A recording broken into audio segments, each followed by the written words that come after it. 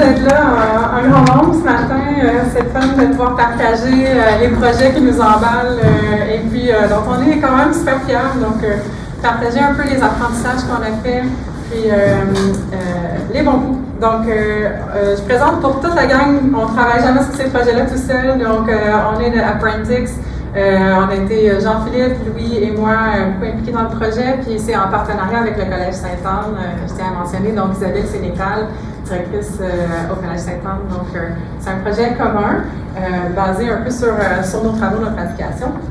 Donc, quelques secondes, c'est qui Apprentix, qui on est, parce qu'on est un petit peu une patte dans le monde éducatif, une patte dans le monde corporatif aussi. On est une petite entreprise québécoise qui a été fondée il y a presque 4 ans. On vient tous du monde de la formation. On développait de la formation en ligne, en classe, pour le corporatif. Puis, ça faisait plusieurs années qu'on disait ça, on voulait notre boss là-dedans. Puis, souvent, on se demandait, c'est quoi l'impact qu'on a vraiment sur les gens qui suivent nos formations? Beaucoup d'efforts qui sont mis, beaucoup de budget avec les grandes organisations. Puis souvent, on se disait, bien, après qu'ils ont fait le e-learning, après qu'ils ont fait la classe, même si on a fait quelque chose de wow, de super, qu'est-ce qui va maintenir ces connaissances-là, puis qu'est-ce qui va s'assurer, dans le fond, que ça va être vraiment transféré et appliqué sur le terrain. Puis on essayait de trouver les façons de le faire, les outils pour le faire dans le marché, pour faire un suivi du renforcement. Puis on ne trouvait pas l'outil qui plaisait, disons, à notre stratégie. Donc on s'est dit, ben peut-être qu'on pourrait tout simplement venir le coder nous-mêmes, créer un outil qui va répondre à notre besoin stratégique. Donc c'est notre équipe. Donc c'est pour ça qu'on a allé chercher nos propres programmeurs aussi. Donc les gars de l'Université de Sherbrooke, la meilleure place pour aller chercher des programmeurs au Québec. Et puis, ils sont vraiment super génial. On leur a donné le défi de coder avec nous cet outil-là. Aussi parce qu'on voulait garder l'expertise à l'interne pour être capable d'évoluer et d'apprendre et faire des projets comme l'intelligence artificielle. C'est possible quand tu as les talents à l'interne et qu'on est capable de se mobiliser ensemble. Fait que c'est nous, rapidement. Puis un peu comme je vous dis, le défi qu'on s'est donné, c'est vraiment accélérer, maximiser le transfert des connaissances, qu'on les utilise vraiment, soit au travail. Là, c'est sûr que des fois, je vais parler, puis j'ai un peu le contexte d'un apprenant qui est un adulte en poste, en travail, puis qu'on lui montre des nouvelles choses, mais c'est exactement la même chose pour les élèves ici. Les élèves vont être en mesure de se souvenir de ce qu'ils apprennent, d'être capables de l'appliquer aussi, puis différents contextes, mais on veut maintenir les connaissances, puis pas faire juste des « OK, j'ai étudié pour l'examen, puis après ça, j'oublie tout ». Donc, ça s'applique totalement aussi. Donc, nos défis puis nos objectifs, c'est vraiment diminuer la courbe de l'oubli. Je reviens un petit peu par rapport à ça, mais un coup qu'on a appris quelque chose, si on ne le maintient pas, si on ne fait pas les efforts pour continuer à le travailler, on va l'oublier. Bon, j'ai mis à améliorer la productivité, je voulais le changer, j'oubliais, mais dans le fond, c'est juste la performance, ça pourrait être un meilleur mot dans ce contexte-là. En réduisant les erreurs, les hésitations. Donc, on travaille aussi beaucoup avec le Confidence-Based Learning qui nous dit que, dans le fond, on ne veut pas juste avoir des bonnes réponses, mais on veut être sûr de nous quand on répond. Puis peut-être que j'ai une mauvaise réponse, mais je le savais que je ne le savais pas. Fait que c'est peut-être moins grave. Le pire, c'est quand on est sûr de l'avoir bon et qu'on ne l'a pas bon. Peu importe dans le contexte, ces mésinformations-là, c'est ce qu'on veut éviter. Fait qu'on n'est pas juste focusé sur les résultats, mais aussi la façon dont on atteint ces résultats-là. Puis, l'intelligence artificielle venait nous aider à personnaliser ceci, parce que c'est pas tout le monde qui va oublier de la même façon, c'est pas tout le monde qui va hésiter de la même façon. Si on focus seulement sur les résultats, c'est une chose, mais si on pense un petit peu plus globalement, bien, c'est là que l'intelligence artificielle a un super avantage. Avant de trop parler d'intelligence artificielle, il faut que vous compreniez un peu la base de qu'est-ce qu'on fait. Parce que ça, pour nous aussi, c'est une chose super importante, c'est que, puis, on a fait des accélérateurs en AI, il y a plein de choses qui se passent en AI, puis on voit des gens qui arrivent, puis ils veulent faire de l'AI, mais avec quoi, ils ne savent pas encore. C'est un peu comme dire, je veux starter une business, mais j'ai aucune idée, peut-être un restaurant, peut-être un magasin, mais dans le fond, si tu as un objectif en tête, là, tu vas aller chercher tes moyens pour le faire. Fait que l'AI est venu pour nous après. Fait qu'on avait notre application, on a notre façon de travailler, puis l'AI est venu bonifier ça. Fait que c'est pour ça que je vais vous amener un peu à la base de qu'est-ce qu'on fait pour pouvoir ajouter la couche AI par-dessus. Donc, rien de surprenant. La courbe de l'oubli, c'est une version très caricaturisée de qu'est-ce qui se passe si on fait rien avec nos connaissances. Mais je sais que vous êtes une gang de chercheurs, de scientifiques, d'académiques, donc ça ne convient pas un petit dessin comme ça. C'est les recherches de Will Thalheimer qui sont allés voir c'est quoi la proportion d'oubli qu'on a suite à une formation. Ce qu'on voit, c'est bien sûr, c'est extrêmement variable. Ça dépend vraiment de c'était quoi la formation initiale puis qu'est-ce qu'il y a eu comme suivi. Mais ce qu'on sait, c'est que si on ne fait rien avec nos connaissances, on va l'oublier. Tout le monde le sait. J'ai essayé d'apprendre l'allemand il y a 2 ans. La pandémie est arrivée, je suis pas allée à mon voyage en Autriche, j'ai tout oublié. Je pense que je me souviens de 3 mois. Donc même si on est vraiment très très motivé à apprendre, si on fait rien avec après, on va le faire. Donc avec cette idée-là de contrer la courbe de l'oubli, nous on s'est dit c'est notre prémisse, c'est avec ça qu'on part. On a fait nos recherches, on est allé voir dans la littérature qu'est-ce qu'on peut faire, qu'est-ce qui va aider les stratégies, les meilleures stratégies pour renforcer cette mémoire-là puis s'assurer que les gens se souviennent. Là, c'est un peu les pattes de théorie qu'on est allé chercher, beaucoup au niveau de l'apprentissage espacé, l'effet d'espacement, le fait d'oublier et de se souvenir a tellement un impact sur notre mémoire. Il faut se laisser le temps de ne plus repenser à la matière, mais de revenir à chaque fois avec un petit boost pour la mémoire. L'effet de test aussi, c'est plus efficace de se faire des questions quiz que de relire, que de surligner avec toutes les couleurs. Là, tout le monde qui a des étudiants, là, dites à vos élèves d'arrêter de highlighter en 4 couleurs. Ça donne un faux sentiment de comprendre. La meilleure chose, c'est les fameuses flashcards. On le sait, c'est vraiment les choses qui vont demander un petit peu plus d'effort. Donc ça, on a pris un peu tous ces ingrédients-là, puis je ne fais pas le tour, mais vous les connaissez probablement déjà. Puis on a mis ça dans une application. Et ça, l'approche JIM, c'est la métaphore qu'on a utilisée qui fonctionne super bien. Fonctionne aussi avec nos clients corporatifs là, qui ne sont pas nécessairement dans le monde de l'apprentissage et de l'éducation. Puis on leur dit, tu sais, les connaissances, là, c'est comme au gym. Tu peux pas juste dire, OK, là, janvier, là, pendant 3 fins de semaine, je vais m'entraîner, puis c'est fait pour le reste de l'année. Mais la formation, des fois, c'est un peu vu comme ça. On va faire des boosts, on va aller faire des formations, des congrès, puis le reste de l'année, ben, on continue un petit peu. C'est sûr que pour les élèves, ça fit, on les a dans la classe. Mais si tu leur parles du tableau périodique en septembre, puis là, après ça, tu continues le reste de l'année, puis tu ne reparles plus du tableau périodique, c'est un peu la même chose, cette connaissance-là. Comment est-ce qu'on va s'assurer de la maintenir? Fait que notre approche JIM, c'est vraiment de dire, c'est des petites sessions, c'est régulier, c'est dans les calendriers. Bon, là, le 2-3 mois, ça dépend bien sûr là, du type de connaissance qu'on veut pratiquer, mais l'idée, c'est que c'est sur une période de temps, plusieurs fois pratiqué. Aussi, l'approche Fitbit, l'idée qu'on veut se mesurer, comme au gym, OK, on n'est peut-être pas en top shape, là, mais ce qu'on veut, c'est un peu s'améliorer au moins. On n'est pas obligé d'être parfait, mais on veut voir une certaine progression. L'apprentissage, c'est la même chose. Chacun va partir de son point de départ, mais comment est-ce qu'on se mesure, comment est-ce qu'on s'améliore. On accepte que peut-être des fois, on en repère un peu, puis on en revient. Puis l'idée, c'est que tout ça doit aussi être un outil pour les enseignants, pour le support, pour aider, dans le fond, à bien aider notre jeune. Fait que là, on n'est pas encore dans notre jeune là-dedans, je vais y arriver assez rapidement. Mais vous voyez un peu d'où on part, parce que quand on rajoute les AI par-dessus, c'est là où ça devient un petit peu plat. Et rapidement, comment fonctionne l'application? C'est super simple pour avoir cette approche JIM-là. Puis c'est ça qu'on ne trouvait pas sur le marché, quelque chose qui permettait vraiment super simplement d'envoyer des activités, donc des activités quiz, parce qu'on sait que c'est le quiz qui va mieux fonctionner, espacé dans le temps, parce que ça va mieux fonctionner. Puis on est intégré aux outils de travail des gens pour être dans le flux du travail le plus possible. Donc chez nos élèves au Collège Sainte-Anne, c'est intégré à même leur Teams. Dans plusieurs endroits aussi, plusieurs organisations, c'est Teams. C'est rendu ça qui est au bout de nos doigts. Les pop-up, on les lit dans les petits messages de Teams, mais les courriels, on les lit moins. Donc, on passe par Teams, puis on envoie. C'est vraiment par push notification. Donc, on envoie à l'élève une série de questions à répondre. Puis, toute cette activité-là va nous amener des données aussi, des tableaux de bord, je vais vous montrer. Donc, c'est aussi un pendant, oui, pour l'élève, qui continue d'apprendre et qui pratique sur un sujet, mais ça génère un panoplie de données qui sont utiles pour l'enseignant pour voir comment ça se passe.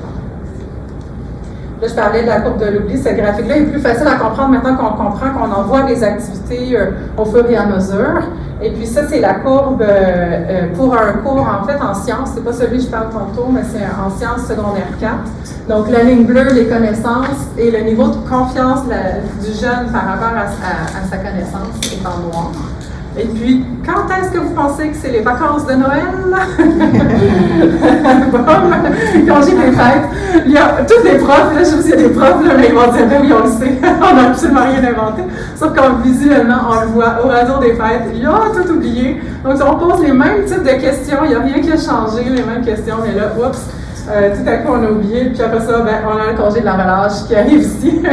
Donc, on voit très bien le fait d'une pause sur la connaissance, mais on voit que, après ça, on remonte à vraiment, on garde le même niveau. Donc, ça se comble assez rapidement. Donc, c'est un peu pour comment on fonctionne. Là. Je ne sais pas si c'est assez clair, mais je vais tomber un peu dans la portion si on rajoute les AI par-dessus. Donc, l'exemple, c'est avec le Collège Sainte-Anne, le programme de français. Donc, je ne sais pas si vous connaissez le Collège Sainte-Anne déjà à Montréal. Super innovateur au niveau pédagogique, très bon fun de travailler avec eux. Ils sont tout le temps prêts à essayer des choses avec nous, donc c'est un terrain très, très fertile. Donc, l'idée du contexte du programme de français, c'est que bien sûr, là, on a notre prof qui donne son cours, donc il va peut-être parler du participe passé accordé avec avoir à un certain moment là, dans son calendrier. Lui, il fait son cours, suit son curriculum. Il y a beaucoup aussi du cours de français qui n'est pas la grammaire, qui est la rédaction, toutes sortes de thématiques. Là. En secondaire 5, on tombe dans de la littérature un petit peu plus. Donc, on n'est pas tout le temps en train de faire de la conjugaison, du lexique, etc. Donc, l'idée de B12, c'est qu'on arrive, puis nous, on fait un pool de questions, de révision de toutes les notions de l'année. Puis en fait, ce qui est le fun en français versus en sciences, c'est qu'on connaît à peu près toutes les règles de grammaire rendues en secondaire 1. C'est juste de faire de la révision, mais c'est pas comme en sciences où il y a des choses que tu n'as pas encore vues. En français, on est capable de faire des questions que la personne, elle devrait être capable d'y répondre de toute façon, même si elle a vu. C'est pas une matière qui est très... c'est juste de la répétition dans le fond puis de l'approfondissement. Donc, ce qu'on fait, c'est qu'on fait un gros pool de questions qu'on continue de proposer à l'élève en parallèle avec ce que le prof fait. Fait que le prof, lui, continue son programme. Fait qu'on ne veut pas en rajouter non plus sur le prof, mais c'est comme son tuteur intelligent, justement, qui est à côté de lui, qui continue de faire pratiquer les règles de grammaire de base. Puis, ça lui donne, dans le fond, ce tableau de bord-là pour être capable de voir, OK, qu'est-ce qui va pas bien, qu'est-ce qui va moins bien, puis ça lui sauve ce temps-là. Donc, j'aurai des exemples concrets dans l'application. Fait que l'idée, c'est ça, c'est qu'on a ce programme de renforcement-là qui roule, puis ça, c'est l'application. Donc, vous voyez un peu l'idée, c'est que, moi ici, c'est un exemple, 2 fois par semaine, on pose à peu près une douzaine de questions de français. Les activités se débloquent au fur et à mesure dans l'application. Puis en fait, c'est que ça leur est envoyé via Teams aussi, là, donc c'est super simple, là, finalement, on regarde ça, puis c'est vraiment des quiz qu'on envoie là, aux jeunes. L'exemple de question, par exemple, vous voyez comme ça. Bon, là, ici, on est dans la conjugaison, il n'y a rien de trop compliqué. Vous allez voir, on essaie vraiment de l'édifier. Louis Auger, là, tous les crédits vont à lui. Il a fait tellement une belle job de faire des questions le fun, parce qu'il n'y a rien de plus plate que de la conjugaison.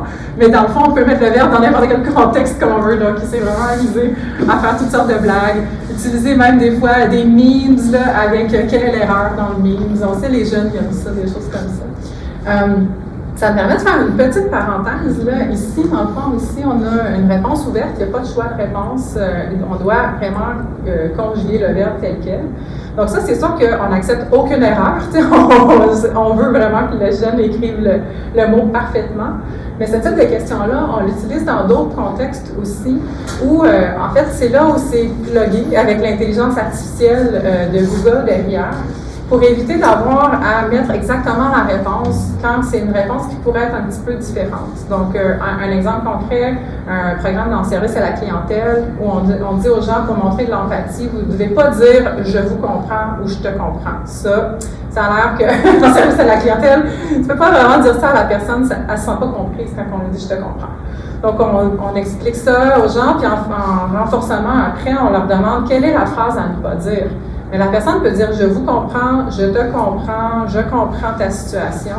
Mais là, pour éviter d'avoir à mettre toutes ces possibilités de réponse-là avec toutes les fautes possibles que la personne peut faire, mais là, c'est là que Google va comprendre l'intention, puis il va comparer, puis il va dire « OK, tu veux vraiment dire la même chose, tu as juste mis ton S à « je comprends ». Puis et on donne la bonne réponse aussi. Donc ça, des fois, il y a des petites utilisations comme ça d'intelligence artificielle que nous, on n'a pas développées, mais qui viennent profiter. C'est assez simple de se connecter à ces engins-là, comme Watson, Google, Microsoft, etc. Donc ça, c'est notre programme. Et là, on n'a pas encore parlé des AI. C'est un petit peu un détour, mais dans le fond, on le sait, là, il y a des jeunes qui ont des forces et des faiblesses différentes. Donc, comment est-ce qu'on peut s'assurer que les questions qu'ils reçoivent puis que leur programme de renforcement soit adapté? Puis comme le parallèle avec le gym, c'est la même chose. Là, pour l'instant, si on envoie tout le monde au gym avec exactement le même programme, on va peut-être tous quand même se garder en forme. C'est pas nécessairement mauvais, sauf qu'il y a des gens qui vont avoir plus difficile que d'autres, puis il y en a d'autres qui vont pas être challengés. Fait que ces gens-là risquent de pas être motivés, pas continuer, pas venir, puis pas avoir l'intérêt aussi de ce programme-là, s'il est trop difficile ou trop facile, ou pas axé sur toi ce que tu veux travailler. Donc, c'était un peu le défi avec les AI, c'était de voir comment est-ce qu'on peut vraiment trouver le meilleur programme pour chaque élève. La première question, je l'ai laissée là en toute transparence, c'était une question aussi, on se disait, c'est quoi la fréquence? Parce qu'on sait qu'on doit faire l'apprentissage espacé, mais c'est quoi cette fréquence-là qui est idéale? Celle-là, on n'a pas été capable de l'adresser. Donc, more research is needed. Donc, ça, c'était difficile parce que ça prenait différents calendriers. Quand on a de l'AI, il faut entraîner l'AI sur voici qu'est-ce qui fonctionne, puis de lui montrer plein d'exemples qui fonctionnent pour après ça lui dire, essaie de répéter ça dans d'autres contextes. Mais on n'avait pas cette base de données-là par rapport à ça. Ce qu'on a été capable d'adresser, par exemple, c'est quoi le niveau de difficulté que la personne devrait avoir, puis c'est quoi le sujet à pratiquer un petit peu plus. Donc, pour vraiment lui donner les bonnes questions, pas trop difficiles, pas trop faciles, puis sur les bons sujets. Donc, c'est ce qu'on a réussi à faire. On avait quand même quelques défis là, que je vais résumer, mais dans le fond, c'est surtout parce que nous, notre application s'adresse à toutes sortes de gens, des gens chez Desjardins, des gens chez Air Canada, toutes sortes de contextes différents. Puis ce qu'on ne voulait pas avoir à faire, c'est faire un modèle AI par programme, par client.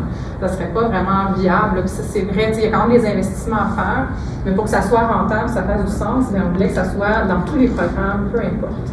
Donc là, ça fonctionne pour le français. Ce qui est le fun, c'est que ça va fonctionner pour le programme de sciences, ça va fonctionner pour un programme en art, une autre école, un autre contexte totalement. Donc on a rendu ça le plus agnostique possible là, par rapport au sujet ou au public cible, par exemple. Puis, c'est ça. Donc, les sujets peuvent varier, puis ça va fonctionner. Donc, on a un modèle unique. Je pense que, je ne sais pas dans le temps, j'ai pas l'heure, Nadia. Est-ce que... 17 minutes au temps pour le temps. Ça va. Donc, on a créé un modèle unique. Le modèle, ce qu'il fait, c'est qu'on a la banque de questions.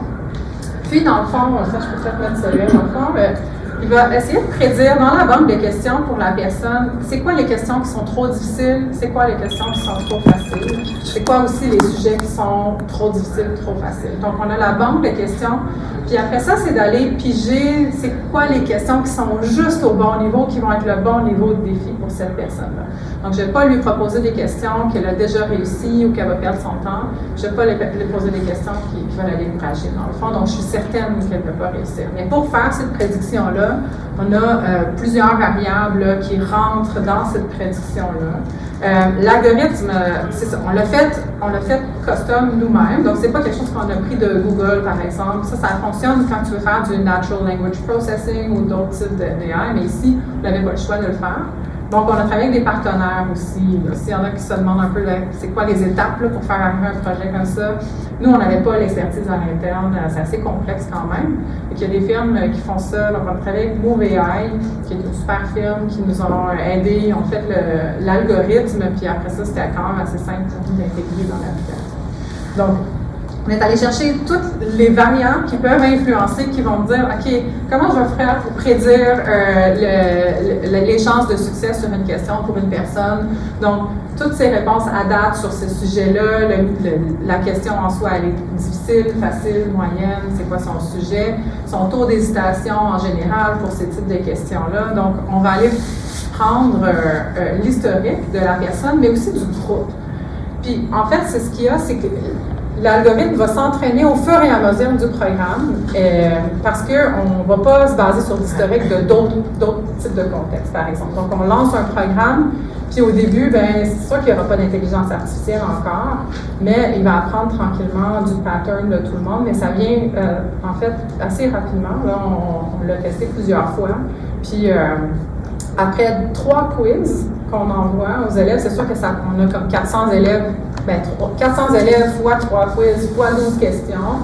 Bien, c'est assez d'informations pour que l'AI soit capable de faire sa prédiction. Ça, c'était une des grandes questions qu'on avait. Est-ce que ça va être possible de faire la prédiction? Donc, un peu visuellement, comme ça fonctionne, ben, les gens font leur quiz. Il y en a qui sont super bons, il y en a qui ont plus de difficultés selon différents sujets. Donc, l'AI apprend. Et puis, à un certain moment donné, quand on est capable de faire une prédiction qui est assez solide, c'est là où il va commencer à personnaliser. Puis, par exemple, la personne qui avait beaucoup trop de facilité au départ, bien là, peut-être, il va voir qu'elle rencontre toutes les questions difficiles parce qu'on dit « OK, toi, t'es prêt à te challenger ». Donc, c'est sûr que dans les résultats, c'est pas la même vision qu'on a. On n'est pas aussi en train de faire un programme pour évaluer la personne nécessairement non plus. On le sait qu'il y en a qu'on challenge beaucoup plus que d'autres. Fait qu'il y a, dans le fond, ça met un peu les gens au même pied d'égalité, finalement, mais pas avec les mêmes questions. Donc, tout le monde devrait se retrouver un peu au même niveau de résultats pendant le programme. Jusqu'à temps qu'à la fin, puis la fin du programme en AI, c'est quand tout le monde est rendu à notre point de passage qu'on détermine selon le projet. Donc, je peux me dire, ici, moi, c'est 85 %. Je veux que le programme continue jusqu'à temps que ça t'amène à avoir 85 % dans toutes les questions, dans les questions difficiles aussi. Donc, certaines personnes, le programme va durer 8 semaines, d'autres va durer 16 semaines parce que c'est plus long, parce qu'on reste un peu pris dans les questions faciles, moyennes, puis là, tranquillement, je t'amène à apprendre les questions difficiles. Donc, c'est vraiment adaptatif par rapport à ça. Ça, c'est un changement de paradigme pour beaucoup de gens, là, que ben, il finit quand le programme? Ben, il finit quand tu es prêt, il finit quand tu es rendu bon. Puis, ça va t'amener tout le monde à finir bien. Fait que c'est pas, encore là, ça peut pas un examen, parce que tout le monde passe à la fin, mais c'est juste qu'on t'amène là, plus rapidement. Fait que les résultats que ça donne, c'est vraiment les captures live du tableau de bord de l'application. Bon, première chose, est-ce qu'on aide les profs? Est-ce qu'on leur simplifie la tâche? Donc, on voit 2844 heures qui ont été passées dans l'application, 38 000 questions qui ont été répondues. Donc, si on avait demandé aux profs de faire ces activités-là en classe, en supplément, là, je pense qu'il aurait dit non, c'est pas réaliste, il y a beaucoup trop de travail, on n'a plus le temps, là. Fait que ça se fait sans paraître. Les élèves, ils le font, c'est des petites 5-10 minutes, ils ont dans leur devoir, ils ont à le faire, mais ils passent au travers une quantité incroyable de questions, puis c'est vraiment une occasion de les rejoindre avec un autre outil. Puis, ce qu'on peut voir, c'est le fun, ça fit. On voit que les questions faciles, 88 % de bonnes réponses, les questions moyennes 68, puis les questions difficiles 58. L'année n'est pas finie, on est en début mai, il reste jusqu'à fin juin. Ils ont commencé ce programme-là, ça c'est celui de l'hiver, donc ils ont commencé en fin janvier, donc ils sont encore dans leur courbe, donc ils n'ont pas encore réussi. Là. Donc pour eux, peut-être que le programme, si c'était pas de l'école, ben ça continuerait peut-être après l'été, mais ça donne un peu une idée. Puis on voit aussi la progression qui se passe ici, donc leur courbe, encore une fois, ici je pense qu'on arrive un peu vers la semaine de relâche et la semaine de Pâques, Collège Sainte-Anne à Pâques, ils ont aussi une semaine de congé. Donc les congés, là, ça fait mal, mais ça remonte après, donc on est bien. Puis la dernière slide ici, c'est ce que je vous disais, c'est le tableau par sujet. C'est vraiment ce tableau-là qui est super utile. C'est le fun de voir les gros chiffres, là, mais en général, c'est un peu trop générique. Ici, tout est classé par sujet. Puis le prof peut voir, OK, bon, mais lexique, ça va super bien, les cancans, ça c'est bon, mais bon, qu'est-ce qui va moins bien? Anglicisme, les tels que, ça c'est à pratiquer. Donc déjà, ça veut dire que l'algorithme aussi va envoyer ces questions-là parce qu'il va détecter que ça se passe moins bien. Mais le prof voit ça et peut voir. Puis ici, j'ai croppé en haut, mais ça c'est le niveau de confiance.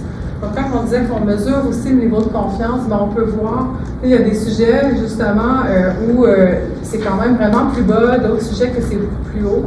Donc, le prof peut aussi utiliser ça pour dans sa classe faire différentes interventions. Puis ça peut être plus au niveau de, vous le savez, vous êtes capable, plus pour le travail au niveau de confiance.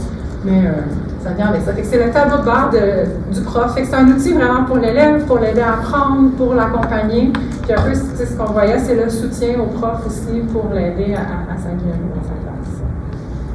Fait que ça fait le tour de l'application. Je ne sais pas si vous avez des questions.